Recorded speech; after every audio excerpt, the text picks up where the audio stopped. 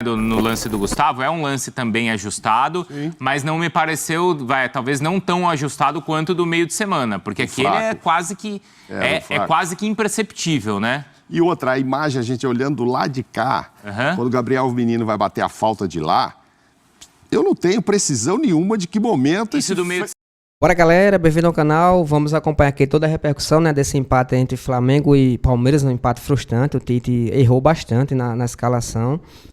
Principalmente no segundo tempo, né? O time caiu bastante. O time foi bem no primeiro tempo, teve chance de fazer 2, 3 gols sem nenhum problema. Mas no segundo tempo o time caiu completamente. Depois que colocou ali, fez as mudanças, chamou bem dizer o Palmeiras pra cima, né? Teve risco até de ter tomado uma virada. Se é novo por aqui, por favor, não esqueça de deixar o like e se inscrever no canal, vai ajudar demais, tá bom? Créditos e direitos autorais, SPN Brasil, o link vai estar na descrição. Vamos ver aqui análise, comentários, né? Todo esse jogo aí envolvendo Flamengo e Palmeiras, jogo muito difícil. 3 jogos seguidos aí contra o Palmeiras. Terça-feira levamos um sufoco. Primeiro jogo a gente deu um sufoco no Palmeiras. Segundo jogo na Copa do Brasil a gente tomou um sufoco. E hoje foi um jogo parelho, né? Igual para igual. Primeiro tempo do Flamengo, segundo tempo do Palmeiras. Mas com alguns erros do Tite, né? A teimosia do Tite em relação a Alan e tudo mais, que não vem aqui. Temos também a questão do Cebolinha, né? Que infelizmente aí pode ter chances de ter sofrido uma lesão grave. A gente vai ter detalhes ainda. Tem a questão do Matias Vina também, tá bom? Mas não deixe de acompanhar nada. Se quiser acompanhar tudo do Flamengo, por favor, mantenha-se inscrito no canal, tá certo? Vamos pro vídeo. Com os números, você vai ver, 52% de posse de bola aqui do Flamengo, 48% lá, sei lá, 11, 10 chutes do Flamengo, 9 do Palmeiras, tudo assim muito parecido. E é o que a gente constatou aí nesses melhores momentos, né? Um pouquinho aqui, um pouquinho lá. No gol, o Flaco Lopes estava na boa, mas o Gomes estava realmente impedido, né? Eu estava brincando na redação com a Renata, que agora é o VAR feijoada, né? Uma hora é um joelhinho, uma hora é uma orelhinha, uma costela, uma costelinha, entendeu? Rabo. Vai ter o rabinho quando tiver de costas. Essa feijoada, enfim, não é a light. Pois é, não, pesada. Mas é isso, é sempre aquele pezinho que ficou, aquele joelhinho. Porque dessa vez, nesse gol, né, no lance do Gustavo, é um lance também ajustado, sim, mas não me pareceu, talvez não tão ajustado quanto do meio de semana, porque aquele é quase que é quase que imperceptível, né? E outra, a imagem, a gente olhando lá de cá, quando o Gabriel Menino vai bater a falta de lá, eu não tenho precisão nenhuma de que momento... Isso do meio de semana. Do meio de semana lá, que momento parou esse frame, entendeu? Ele já tinha chutado, não tinha, tal. Estava muito ajustado. O que mais me chamou a atenção, eu comentei naquele lance, foi que haviam, acho que 9 jogadores do Flamengo dentro da área e o Flaco cabeceou livremente. E o Flamengo que contratou um especialista em defesa, né? Tirou o técnico da Ferroviária, levou para lá, para começar o técnico, para arrumar mais a defesa, mas eu acho que continua dando... ainda vacilos defensivos. Era uma oportunidade enorme para o Flamengo, que já sabia da derrota do Botafogo, que ajudou demais, o Juventude ajudou demais, tanto a Flamengo, a Fortaleza, que já estava lá, e Palmeiras, porque o Palmeiras, se não me engano, ficou com 38 pontos. O Botafogo iria para 46. O Flamengo, ele abriria 6 pontos de vantagem para o Palmeiras e ainda hoje... com um jogo a menos. Né? Botafogo hoje tem 43 pontos. Fortaleza 42, Flamengo 41 e Palmeiras 38. Não, Palmeiras 38. Se o Botafogo ganha, seriam 46. Isso. É muita coisa. Esse é o gol do meio de semana, né? Exato. Aí, ó, eu não vejo lá o menino, né, para saber que horas que ele bateu na bola ali. Que hora que ele bateu na bola, ele bateu. De que horas que o VAR parou o pezinho dele lá e tal. Enfim. Agora, isso aí tá certo, ok, anulou, hoje estava errado, anulou, e a gente vai nesse VAR, mas nada confiável, né? Ninguém vai me convencer. Quem disser que estava impedido, eu falo ok. Quem disser não estava, eu falo ok, porque eu não tenho uma certeza absoluta. Eu espero que a gente tenha câmeras melhores, um VAR diferente para o ano que vem. Com uma maior definição, com uma tecnologia melhor. Sim, porque você paga 100 milhões de prêmio para os clubes. Toda semana eu falo isso. Gasta 30 para um VAR melhor. Não adianta você aumentar toda vez premiação de Copa do Brasil, de Libertadores, É o cala-boca. Não, mas correu o risco de uma competição tão cara, assim, um prêmio tão alto, ser decidido, às vezes, num erro. Então, aí... melhore esse sistema para a gente não ter problema, como tem lá fora. A gente viu agora na Olimpíada, inclusive o Brasil acabou de fazer um gol ali, né, na final contra os Estados Unidos, na hora, ninguém reclama, não, tá aqui e tal, marca, põe a faixa.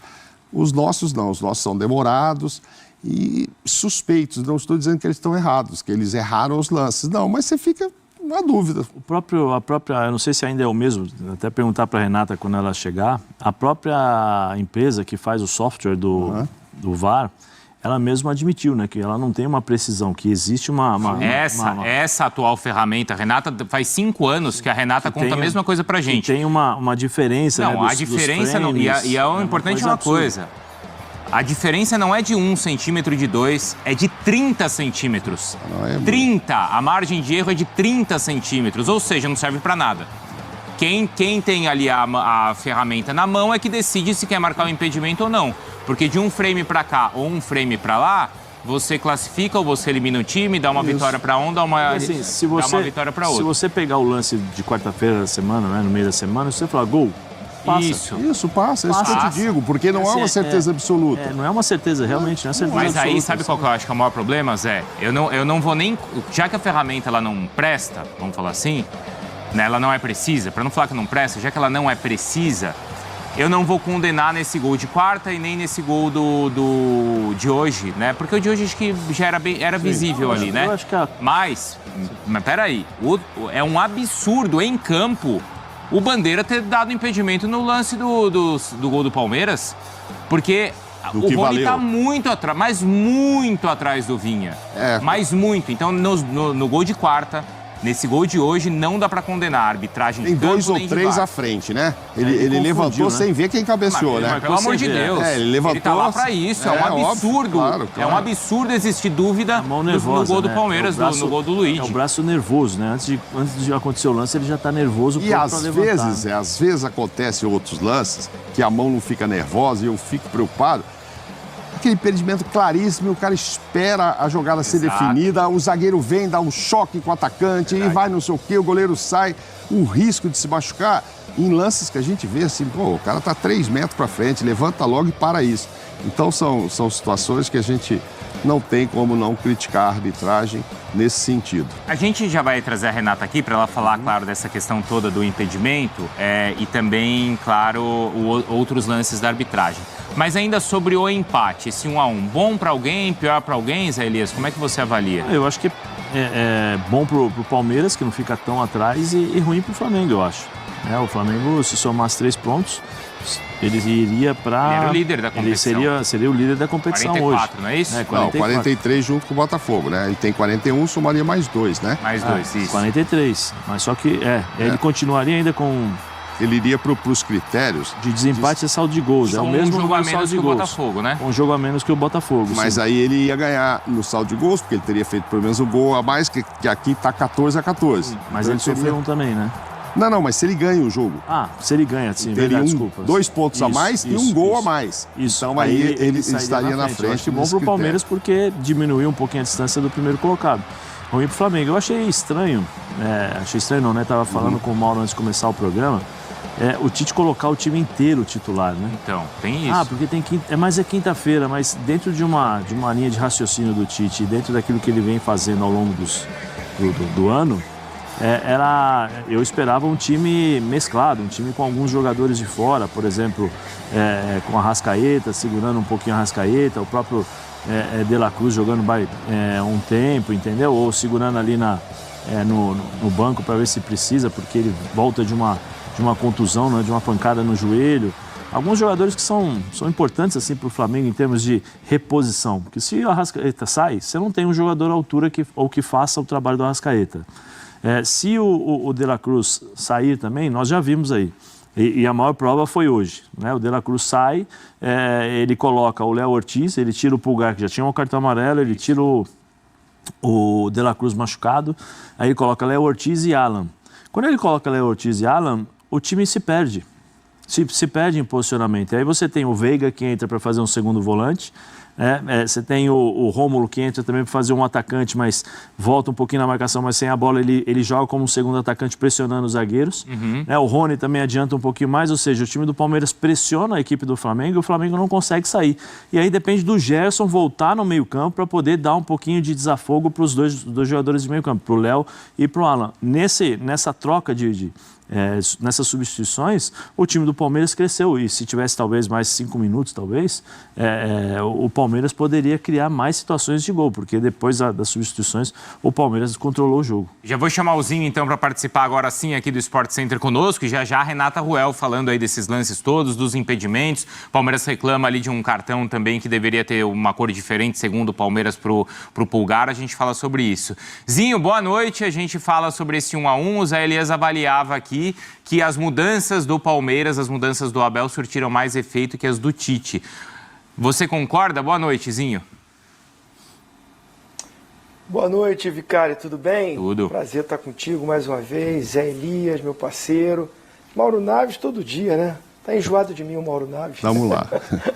Um abraço, presidente. Valeu. E fã de esporte. Concordo sim com o Zé.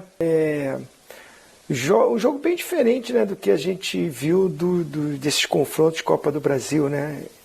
Esse sim, o Palmeiras não só jogando na defesa, como foi no jogo no Maracanã pela Copa do Brasil, que gerou muitas críticas, né? Abdicou totalmente do ataque.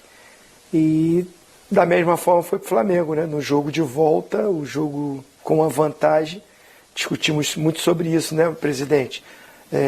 Sobre a postura do Flamengo também. Esse jogo, por mais que o Flamengo no início do jogo tenta mais jogar, até por jogar em casa e pelas escolhas de escalação, né? O Tite não poupou tanto assim como o Palmeiras. Enfim, acho que um jogo mais equilibrado, mas um Palmeiras com um resultado adverso e as mexidas todas feitas, como o Zé falou. A gente vê um Palmeiras querendo buscar o resultado, porque uma derrota o deixava atrás na pontuação, né? Na briga ali pela primeira colocação, mas uma derrota seria muito pior. Então o garoto, né, logo que entra, né, 18 aninhos, fazer um gol num clássico como esse, na rivalidade como está, esse jogo, né, o que ele está representando no cenário nacional, Palmeiras e Flamengo, é a maior rivalidade do momento não, de alguns anos. Deve ser com certeza esse garoto aí deve estar vivendo um momento muito especial, o Luigi, né? E acaba fazendo o gol de empate, como o Zé falou, o Palmeiras poderia até no final do jogo, como propôs mais o jogo, buscar outro resultado. Mas no final acho que fica até justo. Agora tem as polêmicas todas, né, Vicário? Vamos esperar a Renata aí, ela vai falar e a gente vai dar a nossa opinião aqui também, mas mais uma vez, muitas polêmicas. É isso aí, galera. Eu discordo um pouco com o Zinho, tá bom? Se fosse para ter um resultado assim, não colocaria. O empate, para minha opinião, tá justo. O primeiro tempo foi do Flamengo, o segundo tempo foi mais equilibrado, o Palmeiras igualou o jogo, poderia até ter virado, né? Depois da mudança do Tite, trouxe de vez o Palmeiras para cima. A gente já falou aqui 1 milhão de vezes, até falei há pouco na coletiva, né, do Tite, que toda vez que coloca o Alan e o Eric Pulgar junto não dá certo. É o terceiro ou quarto jogo seguido que ele faz isso e acaba comprometendo, né, deixando aquele buraco, aquele corredor ali aberto para os outros times. Um tira o espaço do outro, eles não se entendem, né? Parece que sei lá, não se encaixou ali o Eric Pulgar e o Alan junto. Mas quando o Eric Pulgar e o Léo Ortiz tá ok, né? Quando é o Eric Pulgar e o Dela Cruz ok, fica até melhor o time, com saída mais rápida de bola, com transição e tudo mais. Mas quando o Alan ali não encaixou direito, a gente não sabe o que é que acontece com o Alan, não tá jogando bem. Não sei se é a posição que o Tite tá colocando ele, não sei se é o sistema de jogo. Mas até o momento não disse para que veio, né? O Flamengo pagou muito alto por ele. E a gente espera que ele dê investimento pro Flamengo, dê retorno técnico pro Flamengo. A gente espera que ele se recupere, mas no momento não tá fazendo bem pro Flamengo, tá comprometendo a equipe. Não só na bola aérea, mas também, né, na parte por baixo ali, defensivamente falando. E o Tite precisa corrigir isso, né? Precisa abrir os olhos, porque a gente vai entrar agora na fase final aí da mata-mata, né? Libertadores, a oitava de final. E o Bolívar vai vir explorar muito bem essa bola aérea. O Flamengo tem que ter o maior cuidado. A gente não entende, como o próprio falou aí, a gente não entende o que acontece. O próprio Flamengo foi atrás de um especialista de bola aérea, que vai fazer mais ou menos um mês que o Flamengo contratou, mas parece que piorou tudo, não tá dando resultado. A cada jogo que passa, o Flamengo leva gol, né, bola parada. Foi assim contra o São Paulo, foi assim no primeiro jogo, o segundo jogo contra o Palmeiras, né? 2 lances ali, embora um tenha sido impedimento, mas mesmo canto. Com o Atlético Goianiense também foi do mesmo jeito. O Flamengo precisa se tocar o mais rápido possível, o Tite precisa corrigir isso, precisa cobrar os jogadores, tem que ter uma postura diferente, porque o desempenho dos 3 últimos jogos não foi legal, tirando o primeiro tempo de hoje, mas os outros jogos não foi bem. O Tite precisa corrigir isso o mais rápido possível, porque pode colocar em xeque a classificação, né? Ainda mais agora diante do Bolívar, tem que fazer um placar elástico dentro de casa, não é um exagero, tá bom? Com todo respeito, né, ao adversário e tudo mais, mas o Flamengo tem que ir para poder fazer no mínimo 3, para não ter nenhuma surpresa lá na altitude. A gente sabe como é difícil o Flamengo jogar na altitude. A gente viu isso no primeiro turno, né, da Libertadores, na fase de grupos. O Flamengo passou um sufoco lá, embora não esteja com um time alternativo e tudo mais, mas a gente viu isso claramente, que o time teve muita dificuldade de jogar na altitude. E eles vão explorar isso muito, né, vão explorar isso claramente, principalmente a questão da bola rápida e tudo mais. Jogada aérea, ponto fraco do Flamengo, né, que é atualmente. E o Flamengo precisa corrigir isso, tem que fazer um bom jogo, primeiro jogo aí tem que golear para poder fazer uma boa gordurinha para o segundo jogo, que vai ser muito difícil, tá bom? Eu espero que ele corrija isso o mais rápido possível. Em relação à Cebolinha, né, o próprio Márcio Tanuri falou na coletiva, vocês não acompanham aqui no canal, a coletiva, tanto o Márcio Tanuri como também no Tito, falando sobre a questão do Cebolinha e tudo mais. O médico do Flamengo está esperando o resultado dos exames, né, o qual vai fazer ainda hoje, para saber se foi realmente ruptura, né, do tendão de Aquiles, que se for o caso da ruptura mesmo, como ele suspeita, né, do Márcio Tanuri, o Everton Cebolinha vai pegar de 6 a 1 ano aí sem jogar futebol, né, de recuperação, ou seja, o ano estaria perdido, só entraria lá no começo, lá na metade do Campeonato Carioca do próximo ano. O que seria uma perda, né, imensurável para o Flamengo. Estava tão bem, o Everton Cebolinha entrou tão bem contra o Palmeiras, fez aquela jogada de quase salvou em cima do Everton, que o Everton salvou. Estava tão bem, de repente, né, aconteceu isso. A gente não sabe o que está acontecendo com o Everton Cebolinha, né, de agora. Já faz o quê? Uns 3, 4 meses que ele vem entrando e vem sofrendo algum tipo de lesão. A gente não sabe se é a carga de trabalho, se é o desgaste, o que é. E tá ocorrendo isso, mas infelizmente foi uma fatalidade, né? A gente espera que o resultado do exame dê tudo certo, e tinha sido só mais um susto mesmo, mais um trauma do que uma própria lesão, mas vamos aguardar, tá bom? Em relação ao Matiasino, foi só um trauma mesmo, o mesmo vai fazer tratamento conservador, tá certo? O próprio Márcio Tanuri falou isso, foi só a pancada que ele sofreu, menos mal, né? Ainda mais agora nessa reta final, o Ailton Lucas se machucou ali, uma cabeçada e tudo mais. E na minha opinião, o Matiasino, defensivamente, questão de garra, de vontade e tudo mais, ele é muito mais jogador do que o Ailton Lucas. O Ailton Lucas, sem dúvida nenhuma, é mais ofensivo, tem mais qualidade assim no cruzamento e tudo mais, mas eu prefiro o Matias Vina defendendo do que o próprio Ailton Lucas. O Ailton Lucas, às vezes, no jogo, ele fica um pouco disperso, né, procurando a bola, parece que tá em Nárnia, no mundo da lua, a gente sabe o que é que acontece com ele, mas às vezes ele se desliga do jogo, um vacilozinho, a gente acaba tomando um gol, né? A gente já viu isso claramente esse ano. O próprio Ailton Lucas, às vezes, quando dá uns apagão dele dentro de jogo e acaba comprometendo a equipe. Enquanto isso, o Matias, né, eu acho ele mais aguerrido, né, mais raça. A gente vez quando ele entrou no jogo, deu aquele facão lá nos 2 jogadores do Palmeiras, não quer nem saber. Ele vai pra cima mesmo, não tem nenhum medo. O Ailton Lucas é um muito bom jogador, mas infelizmente algumas vezes deixa a desejar, tá bom? Espero que tenham gostado do vídeo. Se puder deixar aquele like e se inscrever no canal, vai ajudar bastante. Projetos de direitos autorais, SPN Brasil. O link vai estar na descrição.